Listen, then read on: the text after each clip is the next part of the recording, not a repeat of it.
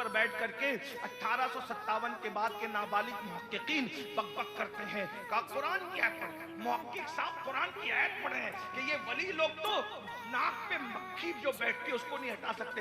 حضرت پیر نصیر الدین نصیر نے بہت خوبصورت لب و لہجے میں کہا تھا، قبر کی نیند سے اٹھنا کوئی آسان نہ تھا، قبر کی نیند سے اٹھنا کوئی آسان نہ تھا، ہم تو محشر میں انہیں دیکھنے آئے ہوئے ہیں، ہم تو محشر میں۔ تو یاد رکھنا یہ ولیوں کی مخالفت کیوں ہو رہی ہے؟ یہ ان کی قبر تو مٹی کا ڈھیر ہے، یہ تو ناک پہ بیٹھی مکھی نہیں اٹھا سکتے۔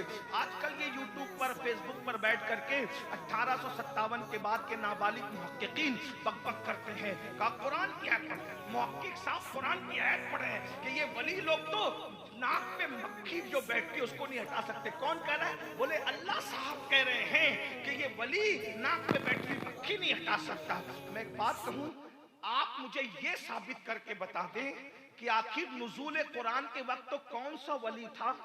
مکے والے جس کے مزار پہ جا رہے تھے اور قرآن اس کے خلاف باتیں کر رہا تھا، ذرا ہمیں بھی تو بتائیں، ہماری معلومات میں بھی تو اضافہ ہو۔ 1857 کے بعد کے 200-300 سال کا ذخیرہ لے کر کے پھدکنے والوں، ہمارے پاس 1450 سالہ ذخیرہ موجود ہے۔ جتنے مالدار علم کے اعتبار سے ہم ہیں، اتنا مالدار علم کے اعتبار سے کوئی نہیں ہے۔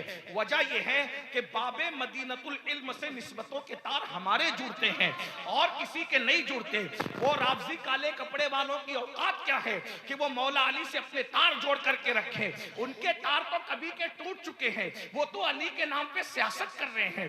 علی کے نام پہ جو عبادت کرتا ہے اسے سنی کہتے ہیں۔ یاد رکھنا، اچھی طرح سے یاد رکھنا، ہمارے پاس جو ذخیرہ ہے وہ ان کے پاس بھی نہیں ہے، کیونکہ مولا علی کے 300 سال کے بعد تو وہ پیدا ہوئے۔ مولا علی کے دور میں جو لوگ موجود تھے نا وہ ہم لوگ تھے۔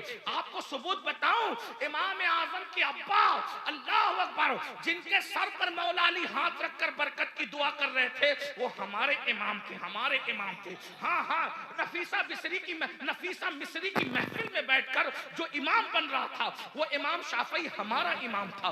امام جعفر صادق کے قدموں میں بیٹھ کر جو فقہ پڑھ رہا تھا وہ ہمارا امام، امام اعظم ابو حنیفہ تھا۔ آپ کیا سمجھتے ہیں؟ اللہ اکبر، اللہ اکبر، آپ کیا سمجھتے ہیں؟